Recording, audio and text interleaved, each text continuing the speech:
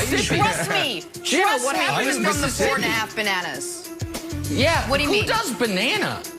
Two Mississippi. One No, Mississippi, when you count, two. one Go ahead. banana, Just go ahead. two- We can talk about this I've later. never heard of Mississippi. Nobody counts like that. No, it's... Oh, my. You've never Nobody heard of says Mississippi? Mississippi. Okay. It's bananas. No. Everyone Well, anyway, does, Jen. regardless. We'll let the speaking audience of judge. Ravens, Go ahead. Just Bills, go ahead. we don't have an opportunity for them to judge. Playoffs between these two teams. All the bananas continue Saturday. A couple of stud quarterbacks in Lamar Jackson and Josh Allen. Both came out of the first round of that 2018 draft. Josh at 7th overall, Lamar 32nd. Bills head coach Sean McDermott excited to see these two go head-to-head. Take a listen to what he had to say.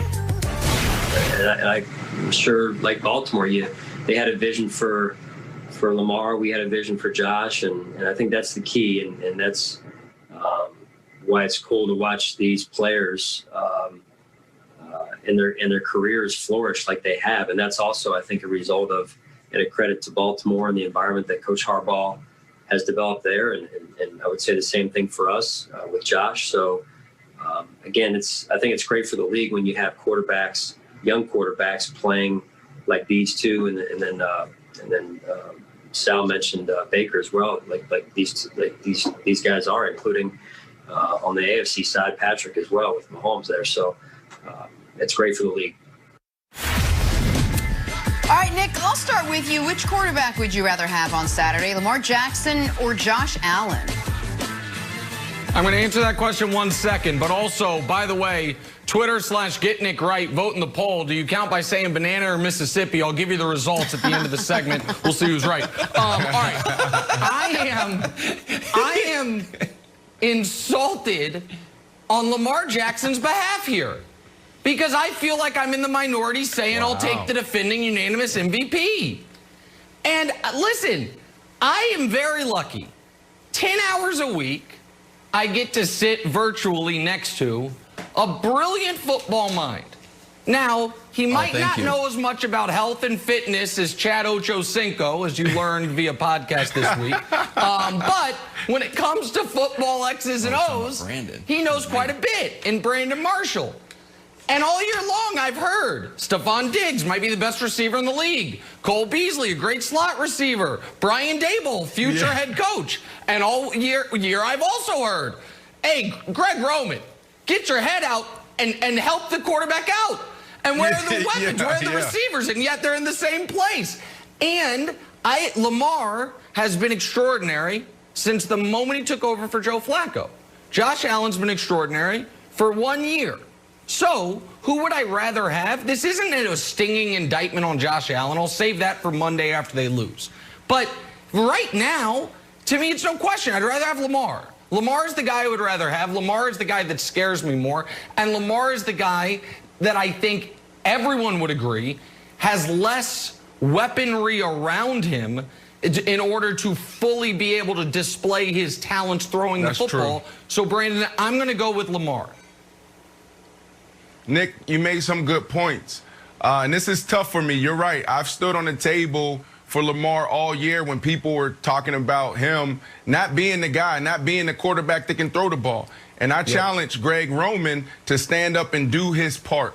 So when I look at this situation, it's not just about the quarterback. I'm also looking at the offensive coordinators. And you also mentioned something, but I won't dive deep into that. It's who are the wide receivers? Who are the running backs, the tight ends, the offensive linemen around them? And I would say that probably Josh Allen has the better supporting cast. So when you look at it, you got Greg Roman and you got Lamar Jackson on this side. I think Greg Roman did a great job of taking Lamar and putting something around him that was safe and also explosive, but he didn't really challenge him to develop and go to another level. This kid has high football IQ, and he has the ability to play in this league for a very long time in the right situation. But the question is, who would you take? Who would you rather have this Saturday? So then you look on the other side, and you got Josh Allen and you got Brian Daboll. This is a kid going back to Wyoming. He was throwing the ball over the field. He didn't really have a lot of guys, so that was a factor. But his completion percentages wasn't there, just wasn't accurate. He was just playing off pure talent. That's what he was doing. Brian Daboll gets him. Brian Daboll challenges him, builds a relationship with him, built an offense around him that fits his skill set. But he said, kid, we got to work on your mechanics. And kid, we got to make sure that you can be a complete quarterback. And what has happened since this kid entered the league, and this is why I have to go with him this Saturday. This kid has gotten better and better game after game after game. 2018 completion percentage. What happened in 2020? Oh, that's just going up. Percentage ranking. He was last and he goes to 4th. Passer rating. You see it. Read it. Rating rank. Yep. How do you go from 32nd in the league to 4th in a 2-year span? So, Nick, I understand where you're coming from. And it's a tough decision for me, but this Saturday, I have to go with Josh Allen. And Wilds, this kid, I'm telling you, could be the one that challenged Patrick Mahomes, not only this year, but so many years to come for the AFC title. Wow. Okay. Wow. Well, it's going to be whoever the Patriots quarterback is, and I don't even know who it is, but put him also in there. Okay. Here, Jenna, I'm feeling very charitable. I think you guys are both right. I think Josh Allen has the better game, but Lamar comes away with the win, and here's why. The Bills' game plan, those are all the previews say, oh, you know what you got to do? Dare Lamar to beat you. Dare Lamar to beat you through the air. Dare, like, no, you don't.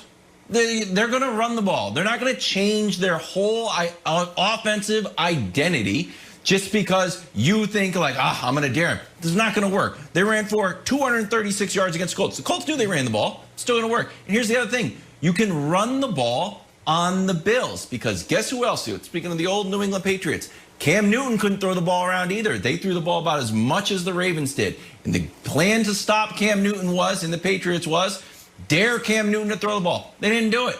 Patriots ran for almost 200 yards, and if Cam didn't fumble at the end of the game, we would have won the game. So, Nick, I think Lamar just continues to run. I think he makes something happen. I think Baltimore just pushes and pushes and pushes. Lamar doesn't have an awesome statistical game, but they end up winning. When I ask the Nets now the favorites to win the title. How should the Sixers feel after they missed out on the beard? And what does this all mean now for Kyrie's future? Good morning, everyone. Welcome to First Things First. I'm Jenna Wolf alongside Nick Wright, Brandon Marshall, Kevin Wilds. Nick, your Lakers, upset alert. There's a new sheriff in town, buddy. You worried at all? Oh, that's a funny way. Jenna, that's the funniest joke you've ever told in the 3.5 years we've done this show. That is the funniest thing I've ever heard. The bar is clearly low. I agree, Wilds. It was a compliment. This is where we start, though. James Harden saying he wanted out of Houston, and yesterday his wants came true. James Harden